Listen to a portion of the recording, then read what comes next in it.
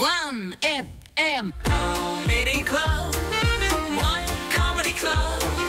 Comedy Club. Et le Comedy Club avec Eric Lecoultre. Comedy Club. Le 1FM Comedy Club. Bonjour Eric Lecoultre. Salut tout le monde. Demain, on est le 12 décembre et j'ai donc envie de parler avec vous de la fête que le monde entier nous envie, l'escalade. Je ne sais pas si vous avez croisé un Lausannois ces derniers jours. Non. Ils sont tristes, mais tristes. Oh non, nous on n'a pas de fête comme ça. On a juste un marché de Noël trop cher et des pentes trop raides dans notre ville nulle.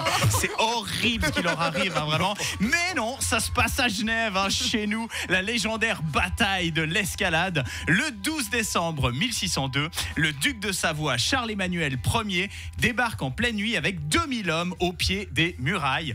Comme quoi les Français qui se prénomment Emmanuel font chier le monde depuis plus de 4 siècles. Il s'agit d'une bataille historique avec environ 4 qui meurent cette nuit-là. Et ce que j'ignorais, c'est que du côté genevois, après la bataille, on était plutôt en mode Game of Thrones que picolet sympatoche. Hein. Parce que tous les prisonniers savoyards vont être décapités en mode express et leurs cadavres suspendus au repart de la ville. Et petit détail croustillant, on va les laisser accrocher jusqu'en juillet. Ouais. Toi aussi, parfois, hein, tu as la flemme d'enlever les décos de Noël sur ton sapin. Et ben, c'est pareil, hein, sauf que contrairement à des guirlandes, là, ça pue la décomposition de chair humaine pendant 8 mois. Ouais. Ah, le tourisme en 1603 à Genève, hein, c'était pas « Oh non, le jet d'eau est encore éteint !» C'était plus « Oh, regarde chérie, ils n'ont pas encore décroché la tête de Michel !» Pour intéresser les enfants à l'histoire de notre ville, hein, c'est ça qu'il faudrait raconter dans les chansons. Hein. Voyez-vous sur les murailles des cadavres purulents, découpez le bras, accrochez la tête, tous ensemble. Voyez-vous, ouais, vous me suivez pas, d'accord, ok. J'ai regardé le registre du côté genevois et parmi les 18 victimes, on trouve notamment Jean Canal, Pierre Cabriole et Philippe Poteau. C'est quoi ces noms, hein? Heureusement, je vous rassure, hein, Maurice Cheval, François Pirouette et Jacques Saucisson ont survécu à cette nuit d'horreur. L'escalade aujourd'hui, c'est surtout un cortège. Hein. Et je ne parle pas de la course de l'escalade qui, à force d'augmenter le nombre de participants, ressemble davantage à une très longue file d'attente qu'à un événement d'athlétisme. Et je ne parle pas non plus du cortège historique parce que bon, hein, le fifre et tambour, ça va 2 minutes en fait.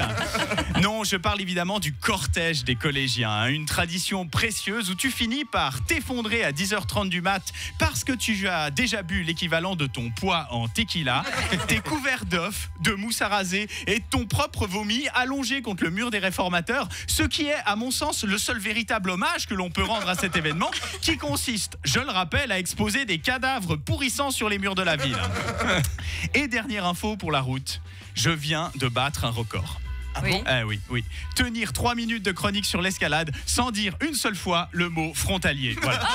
Et ça se fait. Hein. Merci. Bravo Eric Lecoultre.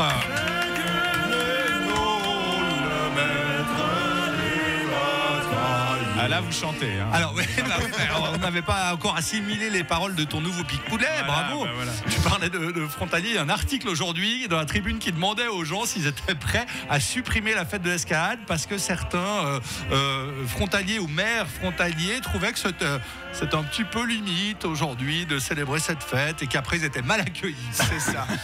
Je vous invite à aller lire la section commentaires de l'article. J'aurais pu faire 3 semaines de rageux. Je pense. C'est bien, c'était pas le but en plus de la question. Non, vraiment, visiblement, pas du les tout, jeunes hein. ont envie de continuer cette tradition.